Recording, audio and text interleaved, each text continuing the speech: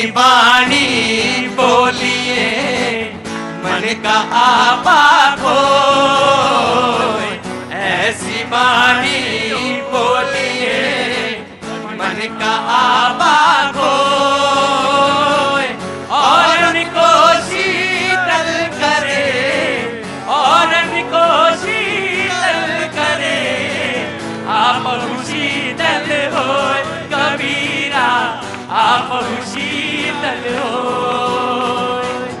बड़ा हुआ तो क्या हुआ, सब लोग साथ में गाएंगे, जैसे पेड़ खजूर, बड़ा हुआ तो क्या हुआ, जैसे पेड़ खजूर, पंछी को छाया नहीं, पंछी को छाया नहीं, फल लागे अति दूर कबीरा, फल लागे अति दूर।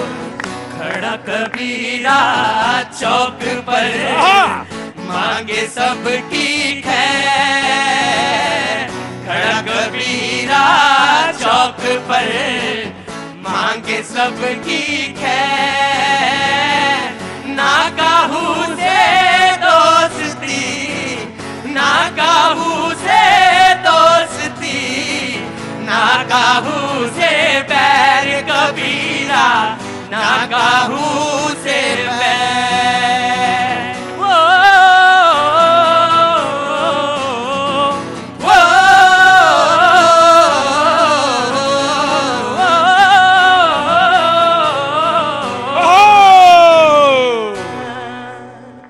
बहुत बहुत शुक्रिया, थैंक यू सो मच।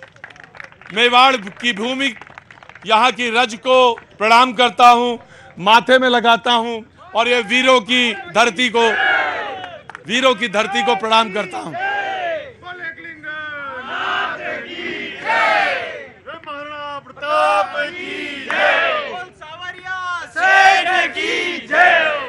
जी, कोई रह नहीं जाना चाहिए, सबकी जय, सबकी जय।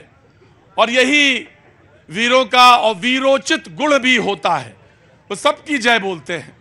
और यही, अब भैया जी की नहीं जय भाई, भैया जी को कौन चुनाव लड़ना है यहाँ, भैया जी को चुनाव नहीं लड़ना, लेकिन वैसे भी आदर सत्कार आतिथ्य जो यहाँ की भूमि का एक विशेष गुण है, मैं उसको प्रणाम करता हूँ। मेवाड़ की भूमि को, यहाँ के विशेष तौर से यहाँ की माताओं को, जिन्होंने इतने वीर सपूत और इतनी कहानियां कहने को लिए। सबसे मजबूत बात यह है कि जिसके पास कहानियां नहीं है कहने के लिए, वो क्या बताएगा, वो क्या कहेगा। वही वीर है जिसके पास कहानियां हैं। बहुत बहुत शुक्रिया आपका, आपकी भूमि का, उदयपुर का। और यहाँ पे मैं 1 घंटा रहूंगा। प्रोग्राम का तो मैंने कहा कि सच तो यह है कि हाथी के दांत इधर हैं और असल हाथी इधर खड़ा है, जो यहाँ पे हमारे सामने मौजूद हैं। मैं परिचय जरूर कराऊंगा, कुछ कवि भी आए हैं, मैं उनको भी लेके आऊंगा और वो भी अपनी कविता जरूर सुनाएंगे आज। और आज की खूबी यह है कि चाय की चुस्कियां दूर से ली जाएंगी और मजा पूरा लिया जाएगा। तो मैं उनकी तरफ भी कह रहा हूं जो थोड़ी देर सड़क के इधर आएंगे, थोड़ी देर बाद आएंगे। मैं उन सब का बहुत बहुत आदर करता हूं, सत्कार करता हूं। जो लोग हमारे साथ आज मेहमान के तौर पे मौजूद हैं, वैसे तो आप सभी हैं। रविंद्र श्रीमाली जी बीजेपी का पक्ष रखने के लिए मौजूद हैं, बहुत बहुत शुक्रिया Shrimali ji, thank you so much. Ajay Porwal ji Congress का पक्ष रखने के लिए मौजूद हैं, बहुत बहुत शुक्रिया पोरवाल साहब, थैंक यू सो मच जो हमारे शो में आए। मांगेलाल जोशी जी संरक्षक हैं जनता सेना के।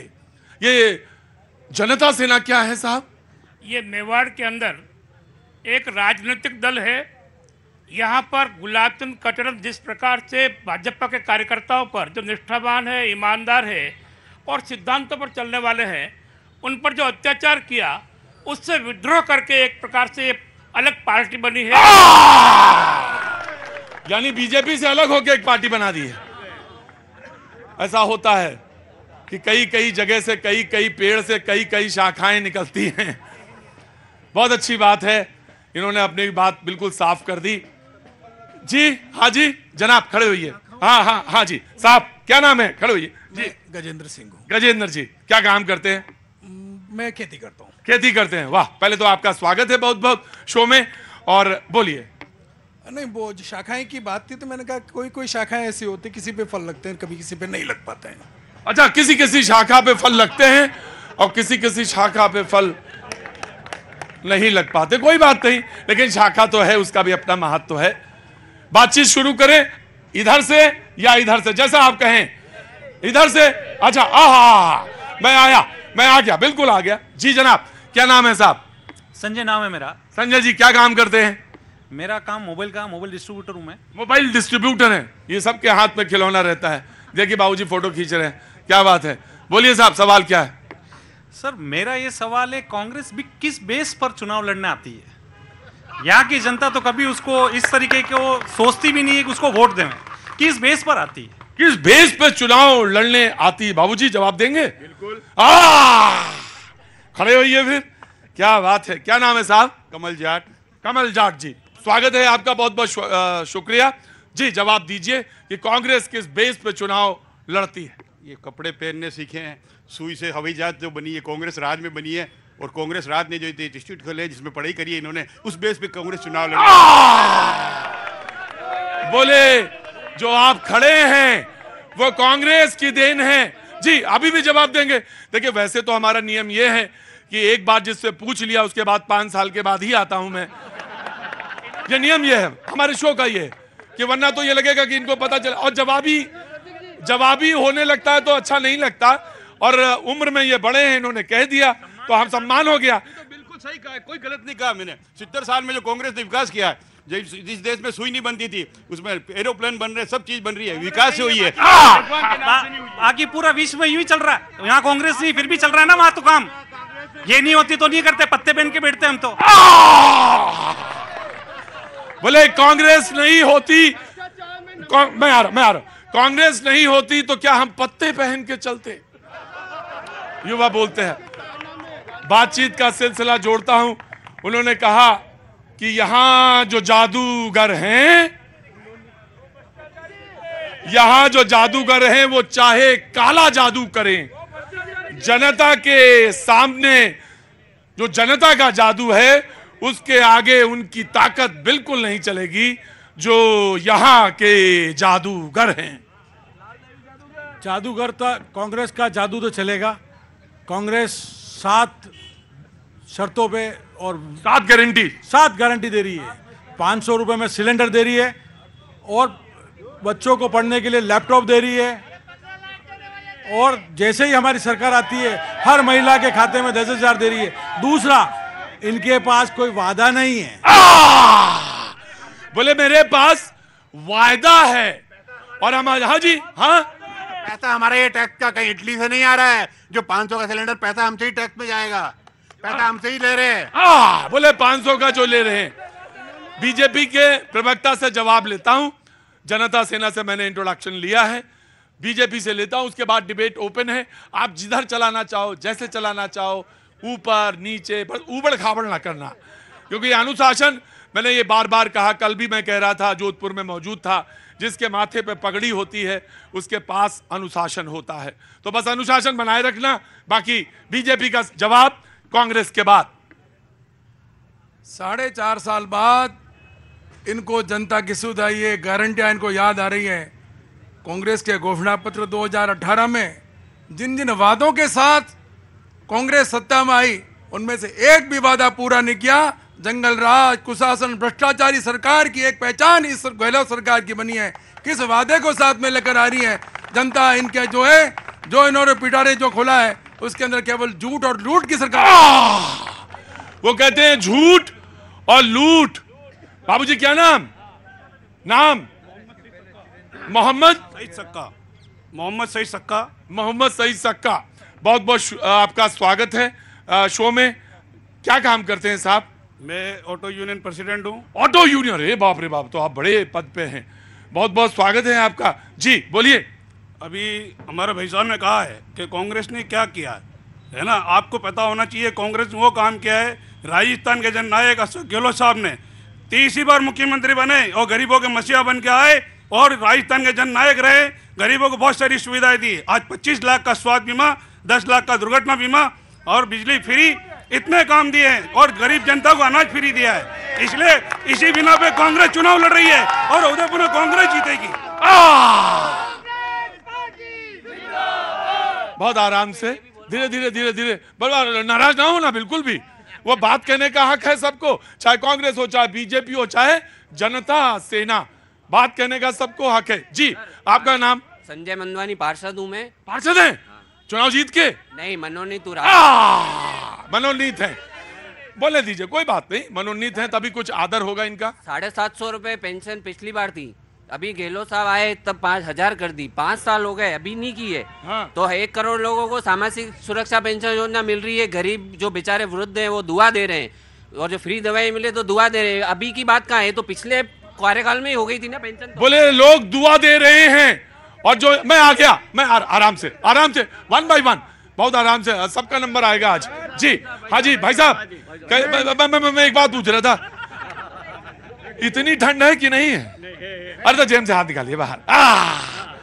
क्या नाम है साहब आपका? मैं engineer Shailendra Chauhan. Shailendra Chauhan? Yes sir. जी, क्या अब तो रिटायर हो गए या अभी?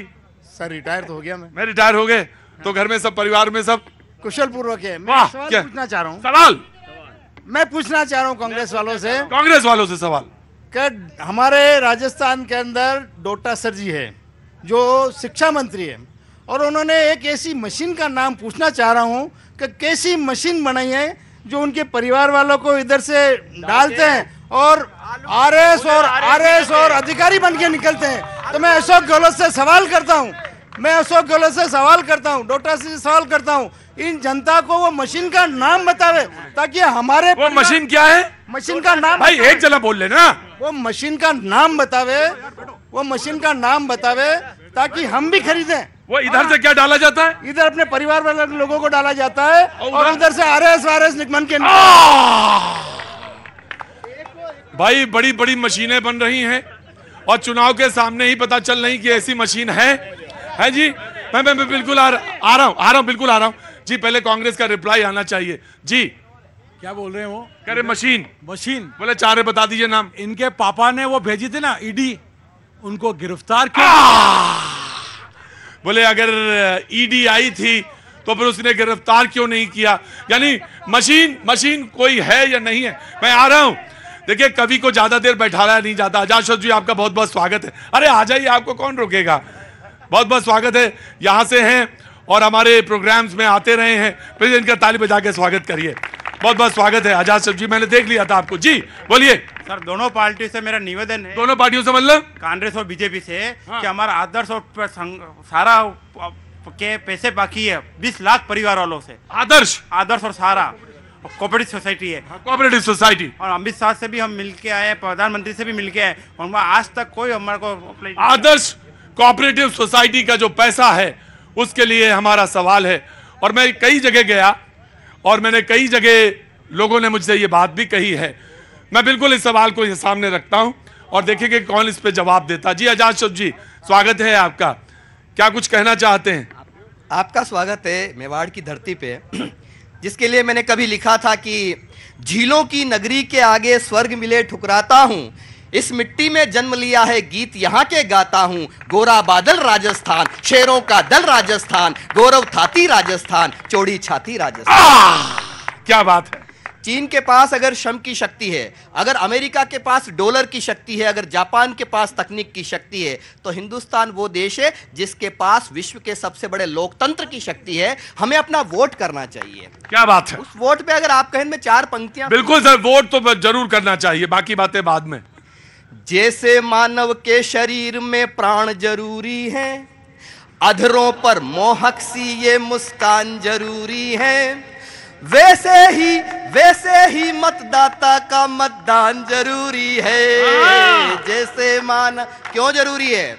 हम ही चांद पर चंद्रयान को पहुंचाने वाले हैं, इसरो के आंगन में तिरंगा लहराने वाले हैं। जो विकास के लिए सदा विज्ञान जरूरी है, जो विकास के लिए सदा विज्ञान जरूरी है, वैसे ही मतदाता का मतदान जरूरी है। मतदान बहुत जरूरी है। मतदान पे बोल रहे हैं, ना आपका सवाल मतदान पे नहीं है, मुझे मालूम है आपका सवाल क्या पे है। मैं आ रहा हूँ, बिल्कुल आ रहा हूँ आपके पास, बिल्कुल आओ। क्या नाम है साहब आपका? अब्बास अली।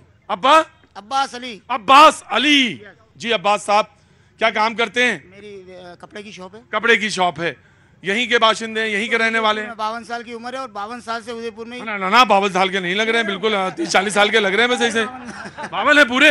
अच्छा ठीक है साहब, सवाल पूछिए। मेरे को तो एक ही खुशी है कि अशोक गहलोत जी ने जो चिरंजीवी की योजना खोली, उसमें मेरी वाइफ के 70,000 का जो खर्चा था उसमें 7 पैसे नहीं लगे। अच्छा। और वो भी गवर्नमेंट नहीं, सर इसमें जो है अपने गीतांजलि के अंदर। तो चिरंजीवी का फायदा हुआ मुझे। चिरंजीवी का फायदा हुआ मुझे और मेरे पैसे बिल्कुल नहीं लगे। तो आज मैं खुश हूँ कि मैं बड़ी मेहनत से 15 के बाद में जो मेरा बिजनेस खराब हुआ है, हाँ। जो बस मैंने ये किया कि आत्महत्या नहीं की है, बड़ा मजबूती से खड़ा। ना ये शब्द जो है बहुत बहुत बहुत डराता है। ये बिल्कुल आना ही नहीं चाहिए, ये लफ्ज आना ही नहीं चाहिए। अगर हम हैं और हमारे पास हम हुनर है और हाथ हैं तो बिल्कुल ये शब्द बिल्कुल डराता है। नहीं, व्यापार से इतना घबरा गए हैं कि मतलब व्यापार खत्म कर दिया है मोदी जी ने। मैं यही सोच रहा था कि नाम आया क्यों नहीं अभी तक। मैं बड़ी देर से इंतजार कर रहा था कि ये शब्द आया क्यों नहीं। हाजी बाबूजी क्या हो गया? मैं कमल कुमार, ये जितनी भी फ्री की योजना है वो बंद होनी चाहिए। फ्री की? हाँ। अरे बाबूजी ले लीजिए, क्या मतलब है? इधर भी मिल रही है उधर भी मिल रही है। फ्री की योजना होने से आदमी आलसी हो जाता है, मेहनत करना भूल जाता है। या मेवाड़ है, मेवाड़ में जब अकाल पड़ा था तो दरबार ने पिछोलों की झील बनाई थी। श्रम करने से आयु मजबूत होती है और आलसी नहीं बनना जीवन में कभी भी। 90 साल तक जीवन में डटे रहना, मेरा यही कहना है। बोले कि आलसी नहीं बनना है। मैं आ गया जी। हाँ मैं बिल्कुल मैंने देख लिया। बोले ये जो फ्री की रेवड़ियां हैं ये बंद होनी चाहिए। ये बात सही कह रहे, फ्री की रेवड़ियां तो बंद होनी चाहिए और अडानी और रिलायंस को दोनों को पैसा दे देना चाहिए और बांट देना चाहिए। ये कहते हैं कि पैसा जो है वो कंपनियों को बांट देना चाहिए बीजेपी। देखिए साहब, इन 5 वर्षों के अंदर 1,50,000 करोड़ का जो कर्ज लिया है, आजादी के बाद 70 वर्षों में यदि विचार करें तो इन 5 सालों में जो कर्जा लिया है वो इसका 40% से भी ज्यादा कर्ज अभी लिया है। आर्थिक कुप्रबंधन, वित्तीय प्रबंधन नहीं है इनका, इसलिए पूरा का पूरा बोझ है ये जनता के माथे है, जनता के ऊपर सर भार ये ढोया है। मेरा मानना है इस प्रकार का उधार का लेकर ये आम जनों के साथ छलावा करें, लेकिन वापस इसके लिए क्या प्रयत्न किए हैं इनके पास कोई। मुझे अक्सर मैं जब जाता हूं शो में तो मुझसे लोग वोट के बारे में बात करते हैं, तो मैं एवी ब्रदर्स का और राहुल को एक बार फिर से बुलाना चाहता हूं। लोग मुझसे कहते हैं कि ये जो वायदे करते हैं, ये जो वायदे हैं ये बड़े जबरदस्त है। आपने कहा ना फ्री की रेट, मैं आ रहा हूं, आ जाऊंगा, बहुत टाइम है। नेता जब जब वादा करते हैं तब तब मैं खूब करूंगा सेवा, मुझे भूल न जाना देवा। आते हैं नेता जब जब वादा करते हैं तब तब मैं खूब करूंगा सेवा, मुझे भूल न जाना देवा। जनता को सब दिखता है, मिलता ना फिर मौका है। जनता को सब दिखता है, मिलता ना फिर मौका है। क्या बात है, जनता को सब दिखता है और दिख भी रहा होगा। दूर खड़ी रहती है जनता, वो बहुत देखती रहती है, भापती रहती है। मैं बिल्कुल, आप धीरे धीरे हाथ उठाते हैं, मुस्कुराते हैं, चश्मे के पीछे से झांकते हैं और मुझसे कहते हैं आ भी जा, आ भी जा, आ भी जा। मैं तो अक्सर कहता हूं कि मैं तो आप ही के पास हूं, बुलाने की जरूरत नहीं है। मैं थोड़ा देर हो सकती है लेकिन मैं आ जरूर जाऊंगा। जी क्या नाम है साहब आपका? गिरीश जोशी। गिरीश जी क्या काम करते हैं? नौकर हूँ। नौकर हैं?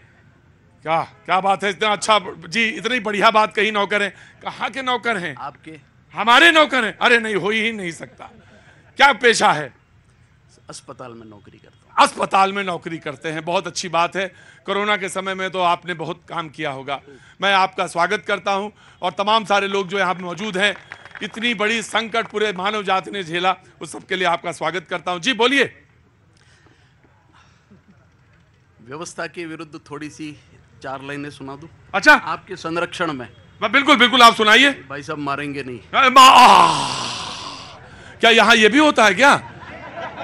तो भैया पहले बताया होता। अगर ये यहाँ होता तो मुझे पहले बता दिया होता, है ना? हाँ हाँ जी, इनका स्नेह आपका स्नेह भी बड़ा भारी है। जनाब जोशी जी बोलिए, आदर है आपका। इजराइल हमसे 1 साल छोटा है, पर वहां की आबादी 90 लाख है, और हमारे यहां मर गए सारे लोग देश के, मर गए सारे लोग देश के, बचे हैं खाली वोट। और लाड साहब सब नौकर चाकर, मालिक आधे भोंट। गर्व करूं किस पर कैसे ओ बूढ़ी भारत माई, लोकतंत्र के खंबे सड़ गए, ईंटें बाहर आई। गजब है भाई व्यंग, वाह। जर्जर छत अब लगी टपकने, निर्माणों में खोट।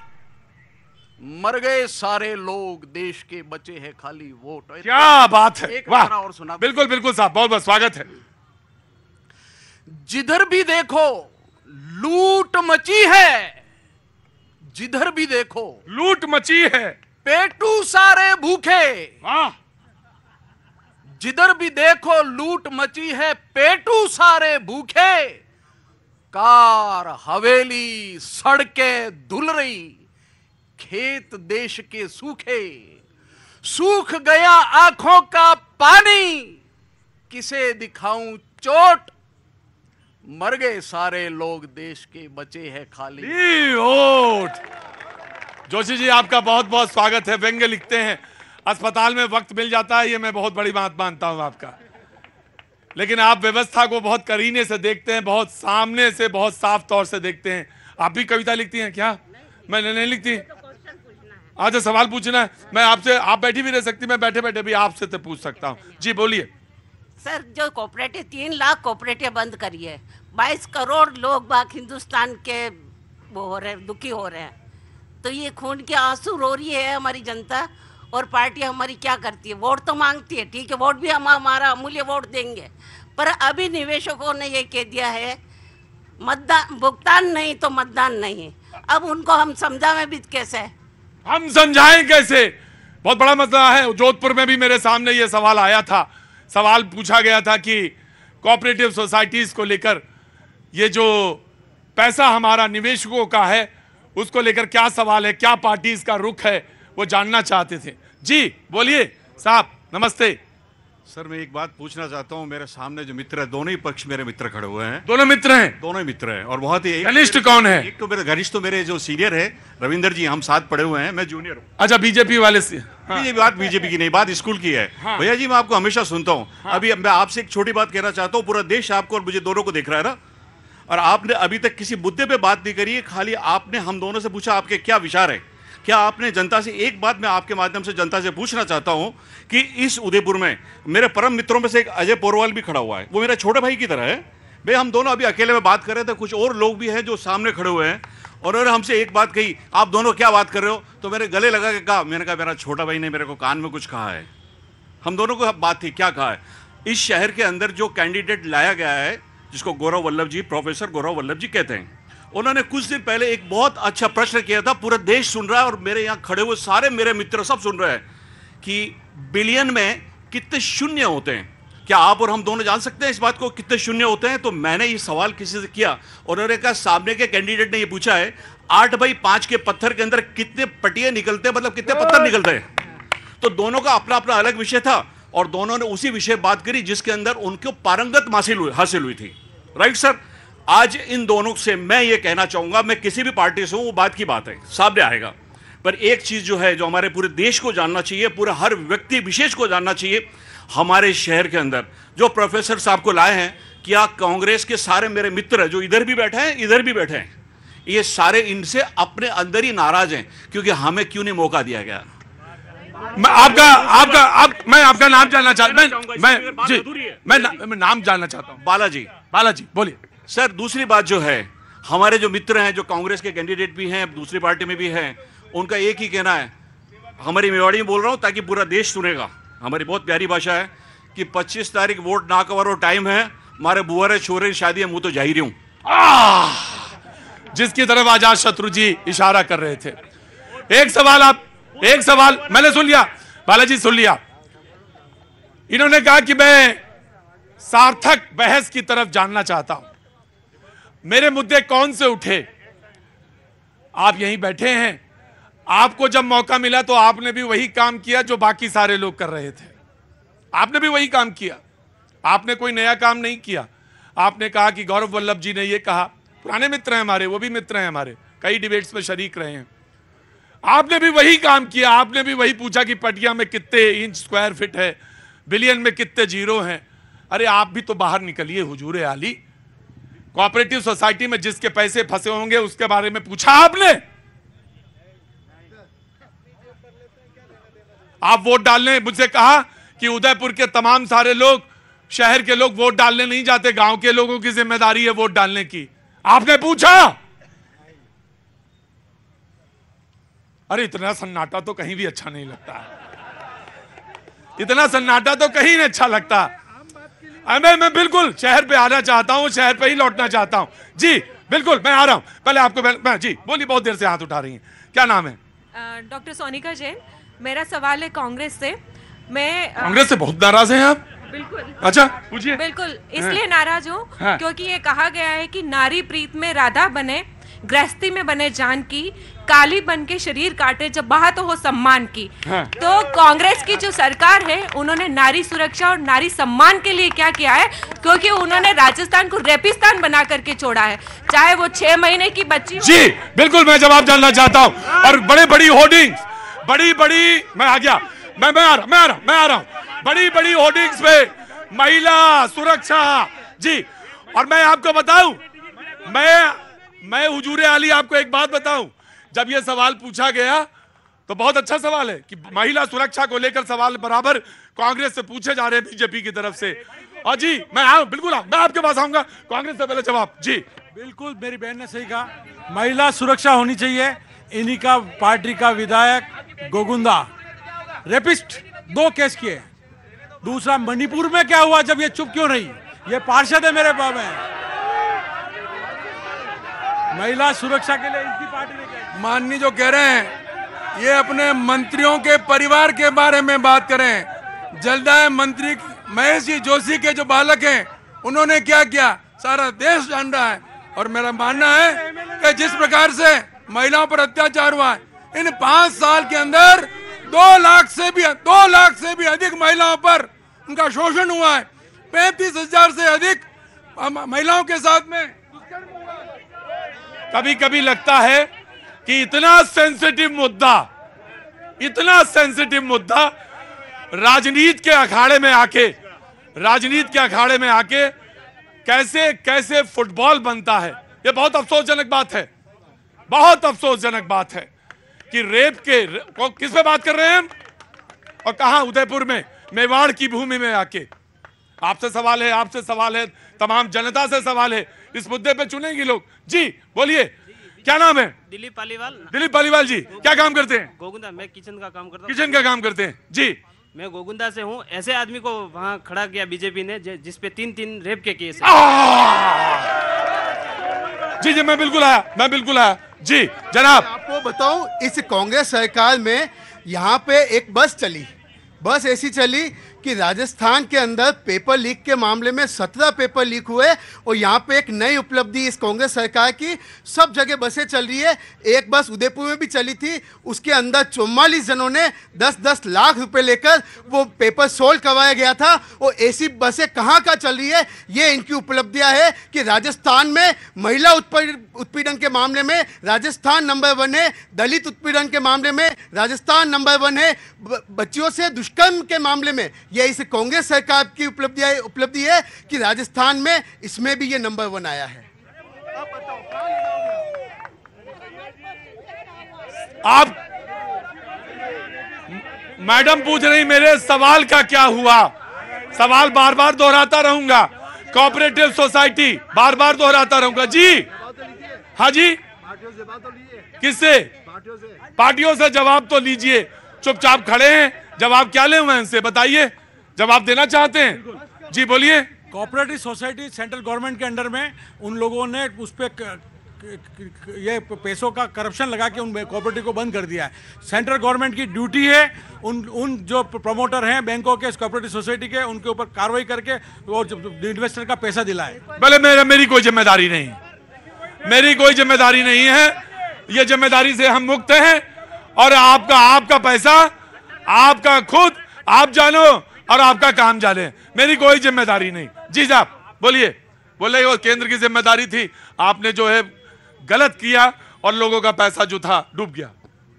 आदर्श कोऑपरेटिव वाला मामला न्यायालय में चल रहा है, उनकी संपत्ति सीज भी की गई है और जिन जिन को पैसा देना है उसके लिए न्यायालय में मामला चल रहा है। और मेरा मानना है कि बहुत शीघ्र भारतीय जनता पार्टी शासन में आएगी तो इसका भी निस्तारण होगा। और सहारा वाली जो बात है, सहारा के लिए भी माननीय हमारे केंद्रीय मंत्री अर्जुन राम जी मेघवाल ने उन सबको बुलाकर एक लिस्ट बना दी और कुछ लोगों को पैसा भी दे दिया। बोले हमारा काम खत्म हो चुका है, हमने सब कर दिया है, बस आप तक पहुंचा नहीं तो मैं क्या करूं, आप तक पहुंच जाएगा। जनाबे आली, हम तो ये कहते हैं कोऑपरेटिव सोसाइटी के अध्यक्ष अमित शाह जी है, उन्होंने क्यों नहीं किया है? सवाल तो आ गया। जी भाई क्या नाम है? मेरा नाम विपुल है। विपुल जी क्या करते हैं? मैं एडवोकेट हूँ सर। चाय वाय पी आपने? नहीं, चाय नहीं। थोड़ी सी एक चाय और पीजिए, वक्त थोड़ा सा ब्रेक का, ब्रेक के बाद फिर हाजिर हुआ। ऐसी बानी बोलिए मन का आपा खोए।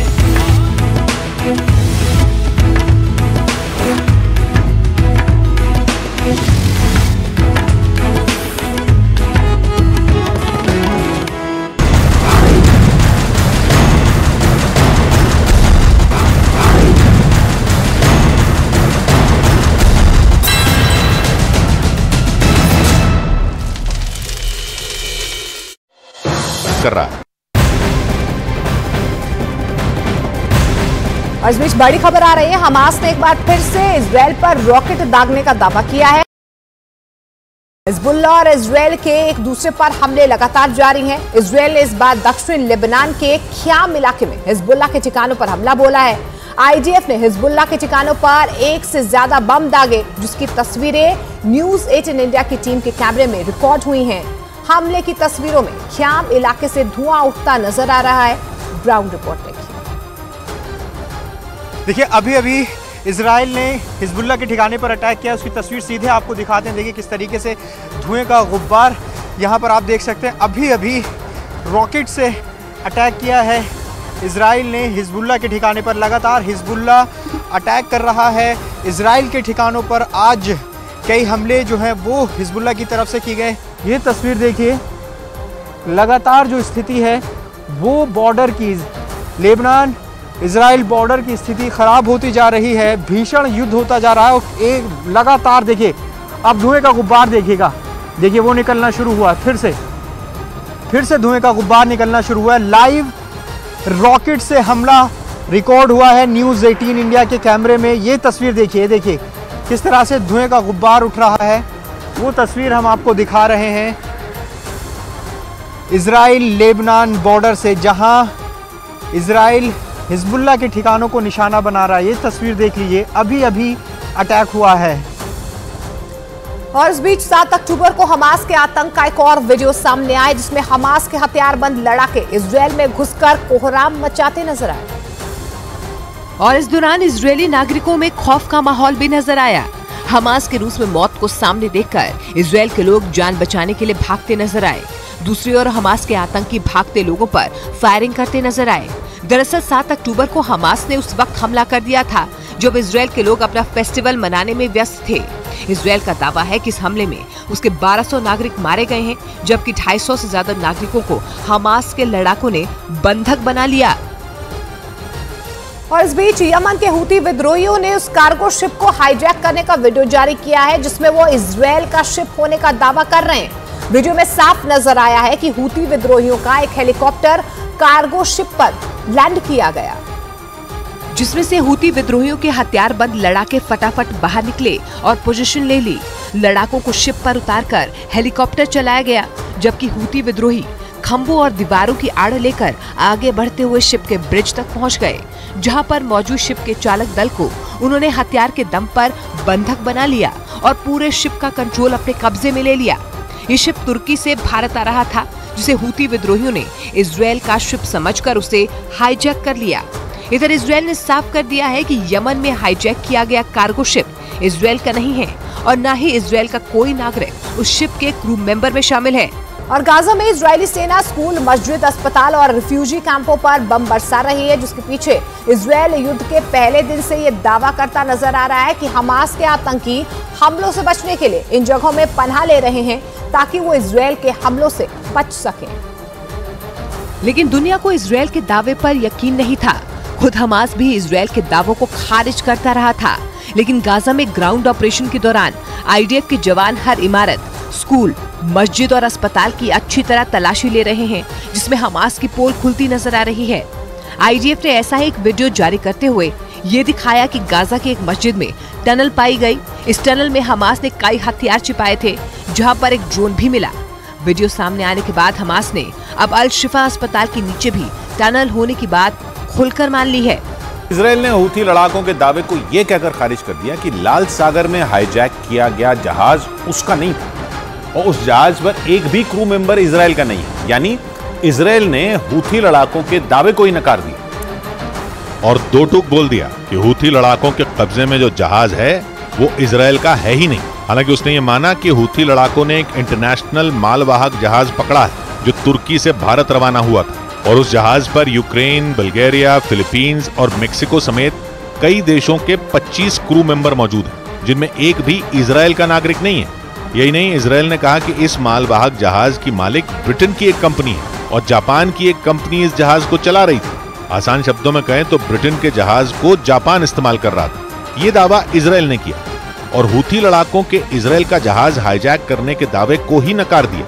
या यूं कहें कि इजरायल ने ईरान की हूथी लड़ाकों के जरिए उसे घेरने की प्लानिंग फेल करने की कोशिश की। इजरायल ने केवल उसका जहाज हाईजैक होने की खबर खारिज नहीं की, बल्कि इस मामले में ईरान को भी घसीट लिया और दो टूक बोल दिया कि हूथी लड़ाकों का ये कदम ईरान की एक आतंकी हरकत है। यमन के हूथी लड़ाकों के सिर पर ईरान का हाथ माना जाता है और इसीलिए इजरायल ने इस मामले में बेझिझक होकर ईरान का नाम लिया। गाजा जंग के बाद इजरायल और ईरान के बीच का तनाव बढ़ चुका है और जैसे ही खबर आई कि हूथी विद्रोहियों ने लाल सागर में एक जहाज का अपहरण किया है, इजरायल आक्रामक हो गया और नेतन्याहू के कार्यालय का बयान आया कि ये ईरान की एक और आतंकी हरकत है जो समंदर के उन रास्तों पर खतरा बढ़ाती है जहां से अलग अलग देशों के जहाज गुजरते हैं, क्योंकि ईरान के समर्थन वाले हूथी लड़ाके लाल सागर में खुली जंग लड़ने का ऐलान कर चुके हैं और उन्होंने इजरायल के झंडे वाले जहाजों को निशाना बनाने की चुनौती भी दी।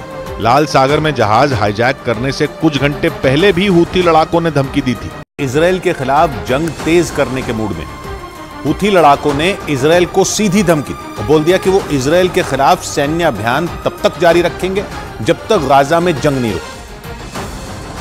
और इसीलिए उन्होंने ऐलान किया कि वो लाल सागर में इजरायल के जहाजों को बार बार निशाना बनाएंगे। हालांकि इजरायल ने इस बात से मना कर दिया कि उसका जहाज हूथी लड़ाकों के कब्जे में, लेकिन खबर आई कि हूथी लड़ाकों के कब्जे में जो जहाज है वो इजरायल के एक बड़े कारोबारी का है, जबकि इजरायल का कहना है कि हूथी लड़ाकों के कब्जे में जो जहाज है वो ब्रिटेन की कंपनी का है।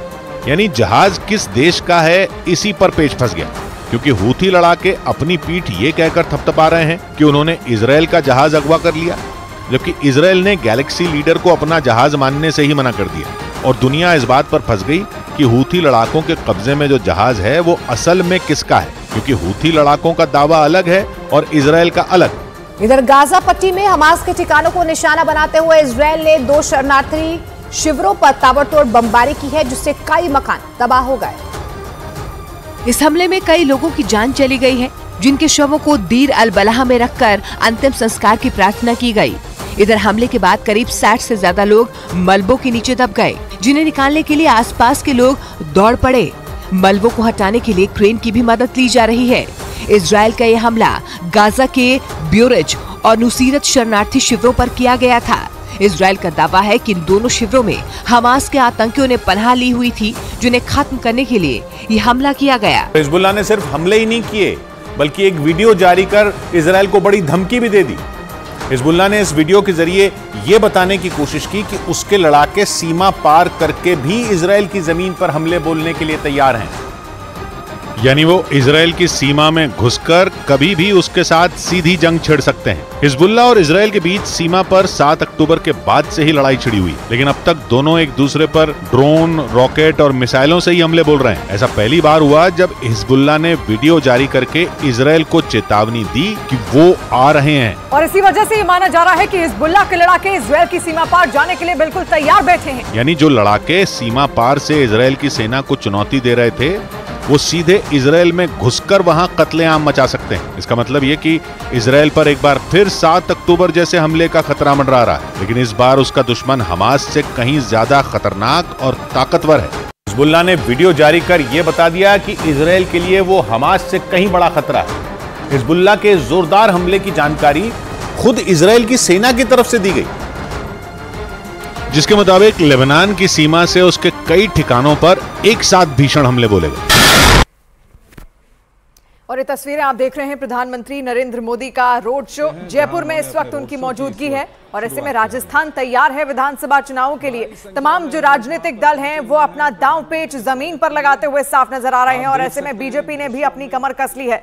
किसी भी तरीके से सत्ता में वापसी की पूरी तैयारी, पुरजोर कोशिश यहां पर की जा रही है और ऐसे में कई बड़े दिग्गज नेता बीजेपी की लगातार चुनावी मैदान में उतरे हुए हैं। कई रैलियां अब तक यहां पर की जा चुकी हैं और ऐसे में प्रधानमंत्री नरेंद्र मोदी का ये रोड शो, भव्य रोड शो और भारी भीड़ ये साफ जताती है कि आखिर किस तरीके से जो विश्वास है बीजेपी के साथ वो चलता हुआ यहां पर दिख रहा है। तो उसके लिए कई सारी तैयारियां भी यहां पर की जा चुकी हैं और ऐसे में विधानसभा चुनाव होने हैं 25 तारीख इसके लिए तय की जा चुकी है और 25 तारीख को विधानसभा चुनाव होंगे, मतदान यहां पर किया जाएगा और यही तमाम वो मतदाता होंगे जो अपने मताधिकार का इस्तेमाल करेंगे।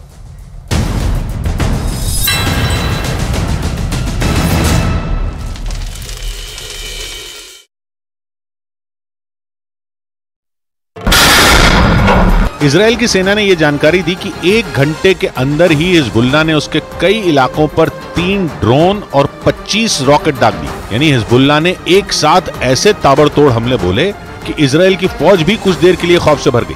हालांकि इजराइल की सेना ने तुरंत पलटवार शुरू किया और लेबनान की तरफ से दागे गए तीनों ड्रोन को मार गिराने का दावा किया। हालांकि हिजबुल्लाह की तरफ से दागे गए 25 रॉकेट में कुछ इजराइल के इलाकों तक पहुंचने में कामयाब हो गए, लेकिन इजराइल ने दावा किया कि वो ऐसे इलाकों में गिरे जिनसे कोई बड़ा नुकसान नहीं हुआ। यानी इस बार इजराइल ने हिजबुल्लाह के हमले को पूरी तरह नाकाम कर दिया। इजराइल के लिए खतरा टलने वाला नहीं है क्योंकि हिजबुल्लाह अपने ठिकानों पर हुए इजराइल के हमले से बुरी तरह बौखलाया हुआ है। हिजबुल्लाह के हमलों से पहले इजराइल की सेना ने दक्षिणी लेबनान पर एयर स्ट्राइक कर वहां तबाही मचा दी थी, जिससे भड़का हिजबुल्लाह अब युद्ध का नया मोर्चा खोलने की तैयारी में जुट गया ताकि वो इजराइल के हमलों का बदला ले सके, क्योंकि इजराइल की सेना ने दक्षिणी लेबनान में अपनी खतरनाक मिसाइलें दागकर वहां बने एल्यूमिनियम प्लांट को तबाह कर दिया।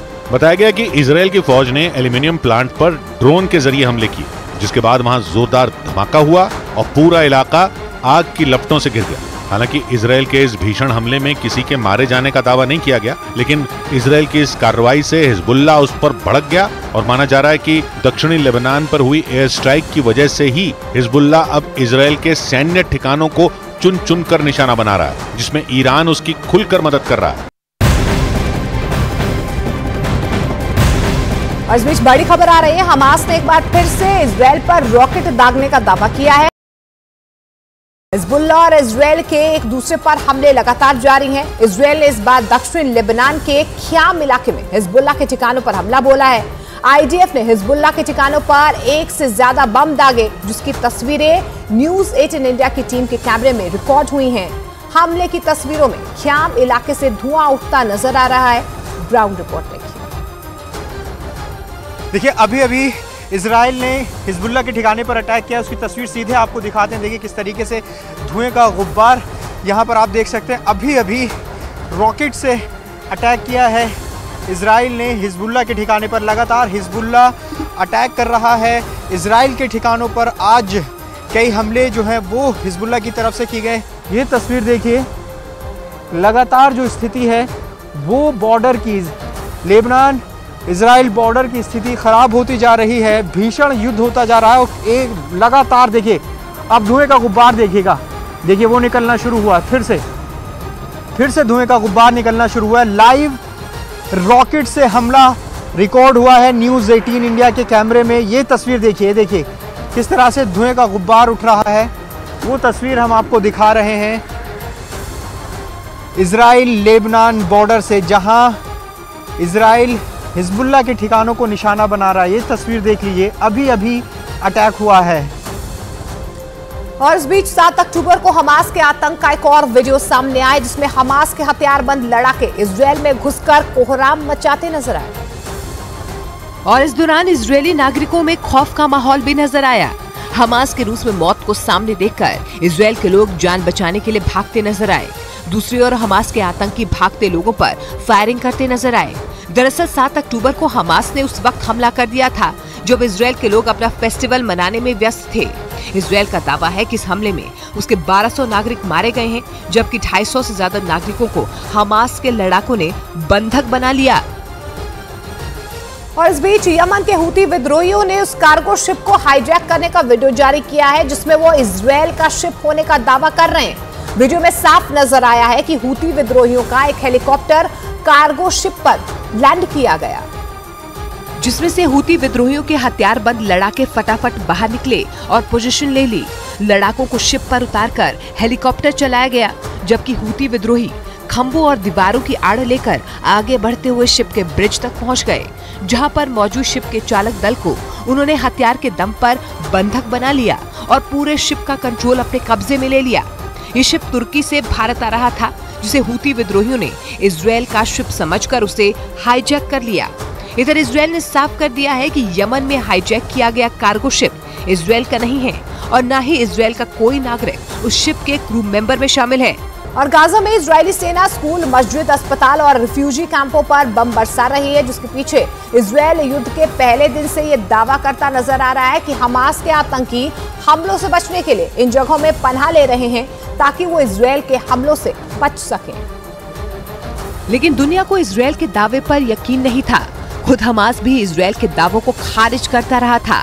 लेकिन गाजा में ग्राउंड ऑपरेशन के दौरान आईडीएफ के जवान हर इमारत, स्कूल, मस्जिद और अस्पताल की अच्छी तरह तलाशी ले रहे हैं, जिसमें हमास की पोल खुलती नजर आ रही है। आईडीएफ ने ऐसा ही एक वीडियो जारी करते हुए ये दिखाया कि गाजा की एक मस्जिद में टनल पाई गई। इस टनल में हमास ने कई हथियार छिपाए थे, जहां पर एक ड्रोन भी मिला। वीडियो सामने आने के बाद हमास ने अब अल शिफा अस्पताल के नीचे भी टनल होने की बात खुलकर मान ली है। इजराइल ने हूथी लड़ाकों के दावे को यह कहकर खारिज कर दिया कि लाल सागर में हाईजैक किया गया जहाज उसका नहीं था और उस जहाज पर एक भी क्रू मेंबर इजराइल का नहीं है। यानी इजराइल ने हूथी लड़ाकों के दावे को ही नकार दिया और दो टूक बोल दिया कि हूथी लड़ाकों के कब्जे में जो जहाज है वो इजराइल का है ही नहीं। हालांकि उसने ये माना कि हूथी लड़ाकों ने एक इंटरनेशनल मालवाहक जहाज पकड़ा है जो तुर्की से भारत रवाना हुआ था और उस जहाज पर यूक्रेन, बल्गेरिया, फिलीपींस और मेक्सिको समेत कई देशों के 25 क्रू मेंबर मौजूद हैं, जिनमें एक भी इजराइल का नागरिक नहीं है। यही नहीं, इजराइल ने कहा कि इस मालवाहक जहाज की मालिक ब्रिटेन की एक कंपनी है और जापान की एक कंपनी इस जहाज को चला रही थी। आसान शब्दों में कहें तो ब्रिटेन के जहाज को जापान इस्तेमाल कर रहा था। ये दावा इजराइल ने किया और हूथी लड़ाकों के इजराइल का जहाज हाईजैक करने के दावे को ही नकार दिया। या यूं कहें कि इजराइल ने ईरान की हूथी लड़ाकों के जरिए उसे घेरने की प्लानिंग फेल करने की कोशिश की। इजराइल ने केवल उसका जहाज हाईजैक होने की खबर खारिज नहीं की, बल्कि इस मामले में ईरान को भी घसीट लिया और दो टूक बोल दिया कि हूथी लड़ाकों का यह कदम ईरान की एक आतंकी हरकत है। यमन के हूथी लड़ाकों के सिर पर ईरान का हाथ माना जाता है और इसीलिए इजराइल ने इस मामले में बेझिझक होकर ईरान का नाम लिया। गाजा जंग के बाद इजराइल और ईरान के बीच का तनाव बढ़ चुका है और जैसे ही खबर आई कि हूथी विद्रोहियों ने लाल सागर में एक जहाज का अपहरण किया है, इजराइल आक्रामक हो गया और नेतन्याहू के कार्यालय का बयान आया कि ये ईरान की एक और आतंकी हरकत है जो समंदर के उन रास्तों पर खतरा बढ़ाती है जहां से अलग अलग देशों के जहाज गुजरते हैं, क्योंकि ईरान के समर्थन वाले हूथी लड़ाके लाल सागर में खुली जंग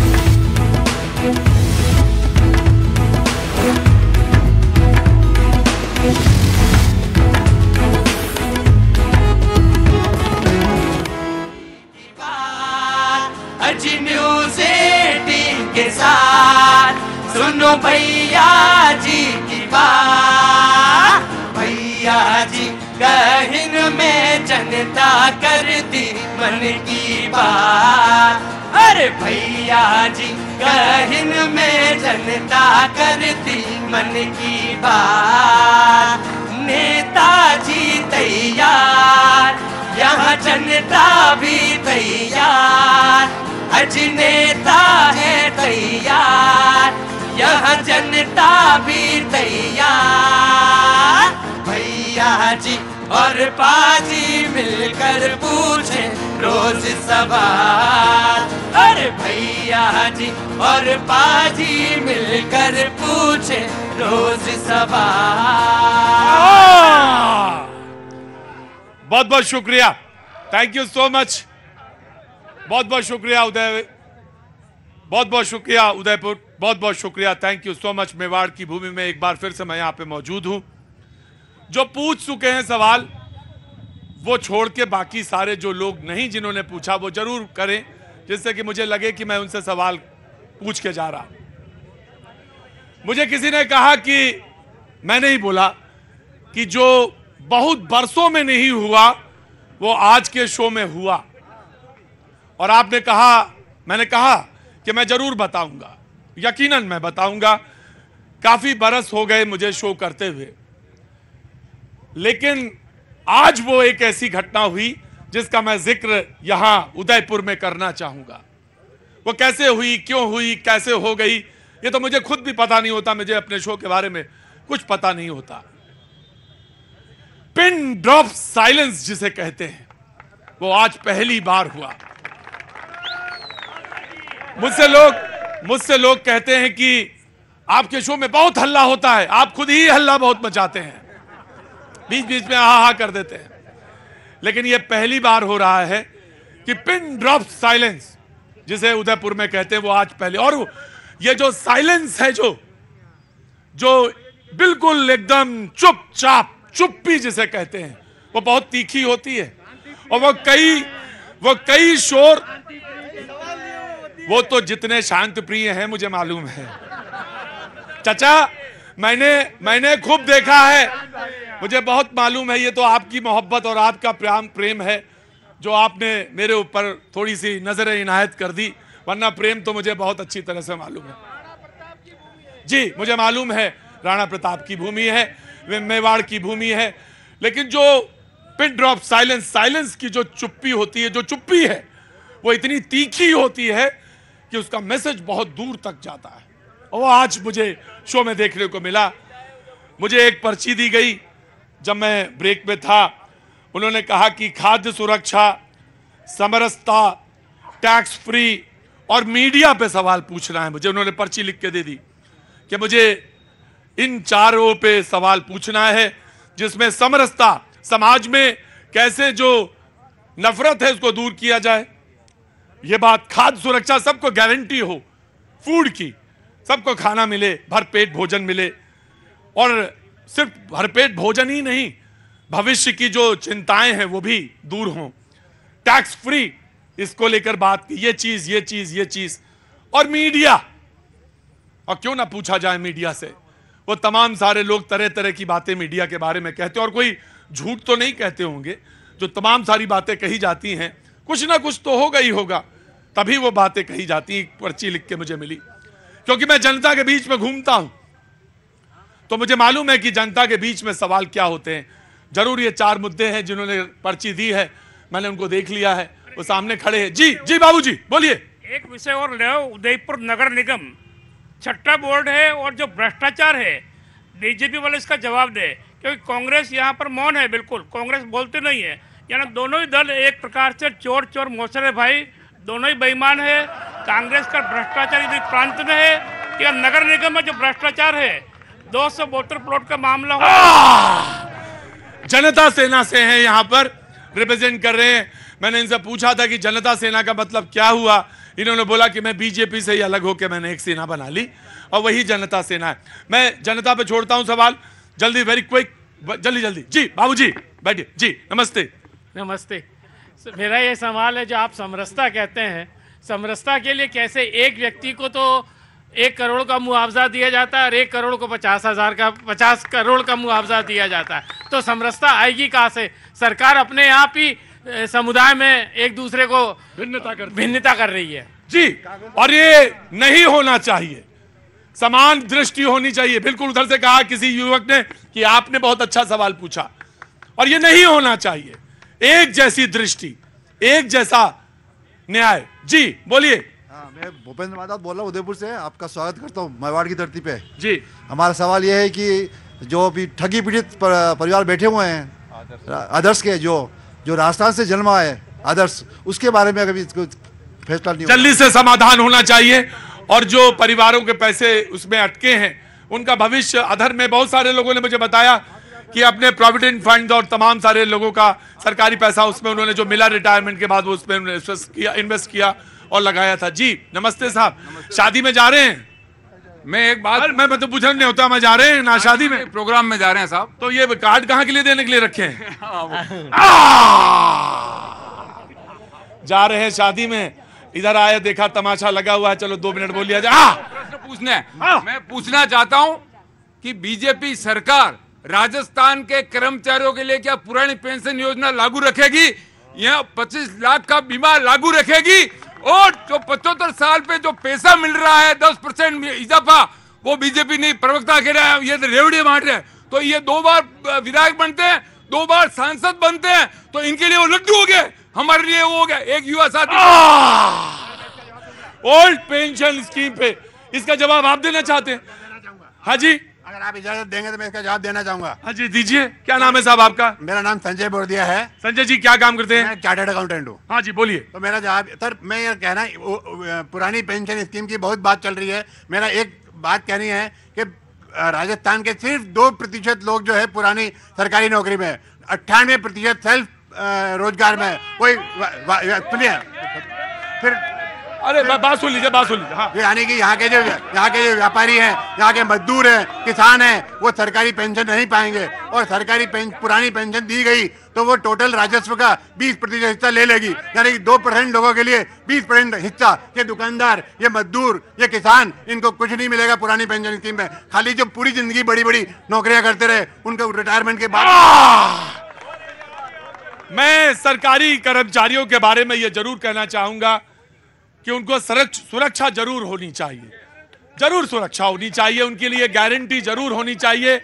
और कोई ना कोई फार्मूला ऐसा जो तमाम सारे लोग ओल्ड पेंशन वाले हैं उनके साथ मिल बैठ के बहुत जल्दी निकाला जाना चाहिए। जी मैं बिल्कुल पूछ लूंगा आराम से। जी जी। सरकारी कर्मचारी जो अपनी तनख्वाह देता है, जो इनकम टैक्स देता है, सारा ट्रांसपेरेंट होता है और कोरोना के टाइम या मुश्किल विपत्तियों में हर समय साथ देता है।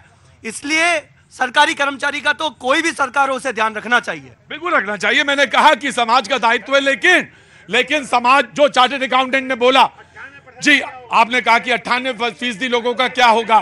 98% जो लोग हैं उनकी सुरक्षा भी ध्यान में रखी जानी चाहिए। जी बिल्कुल। जी सब, मेरा नाम जी, मैं आराम से। जी मेरा नाम उमेश शर्मा है। उमेश जी, अरे भाई उमेश जी का सवाल पूछ लेते। जी जी। मेरा एक कहना है कि जैसे अभी बोला, यहाँ पे उदयपुर में 4 इंडस्ट्रियल एरिया है, इनके सबके मैनिफेस्टो हैं हम 24 घंटे बिजली देंगे। आज 2 इंडस्ट्री एरिया ऐसे हैं जिसमें मात्र 8 घंटे बिजली आती है। जब 24 घंटे तब देंगे तो आज क्यों नहीं दे सकते? वो कह रहे चुनाव के बाद देंगे। चुनाव के बाद देंगे, पहले जिताओ। अच्छा, तो ये शर्त रखी है? बताओ, यही शर्त है कि पहले जिताओ, उसके बाद 24 देंगे, 24 घंटे। पहले तो जिता के तो दिखाओ कि तुम जिता सकते हो कि नहीं जिता सकते हो। पहले जिताओ, तब बात करेंगे भाई। और जी वैसे समय तो ये है कि आप चाहें तो कान किसी की पकड़ के उमेड़ सकते हैं, तो ये वक्त तो यही है। जी नमस्ते, कैसे हैं आप? बहुत मगन हैं। सबसे संतुष्ट आदमी उदयपुर के आप ही दिखे मुझे, इससे संतुष्ट आदमी मुझे कोई नहीं दिखा। जी जना जी नमस्ते। नमस्ते जी, क्या नाम है? पुष्पा सोनी।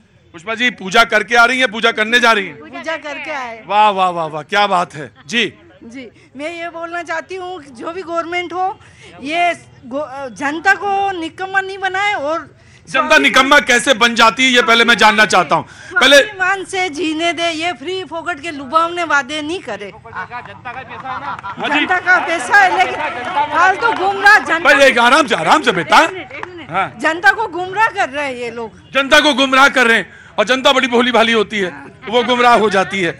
जनता भोली भाली नहीं है, जनता भोली है। जनता भोली है। अच्छा बोलो, क्या बोल रहे थे? सर मैं कह रहा हूँ ये जनता का पैसा अगर जनता पे लगेगा तो किस चीज की ये फ्री की रेवड़ी की बात कर रहे हैं ये? जी, जनता का पैसा जनता पे लगे। जी कैसे हैं लेमन टी? ठीक है, ठीक हो अजी। इनकी एक लेमन टी की शॉप है, बड़ी मशहूर है और तमाम पंडित जी, हाँ जी, तमाम सारे लोग पहुंचते हैं। ये लेमन टी इन्होंने मुझे पिलाई आज और पिलाने के बाद मैं शो कर रहा हूँ। 10 साल पहले मैंने इनकी चाय पी थी। तभी तो हम आपको रोज याद करते हैं। और आप ये बताइए कि कैसा चल रहा है सब? बढ़िया चल रहा है।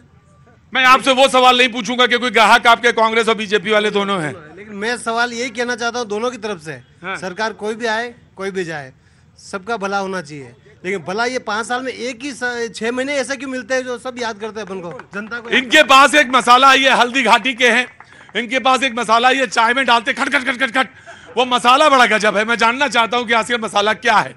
जी जनाब, अजात शत्रु जी कवि हैं। कानों में कुंवारी के जो रहती है बालियां, बालियों से प्यारी लगे जीजा जी को सालियां, सालियां परोस लाई लड्डुओं की थालियां, थालियों की कविता बजाइएगा तालियां।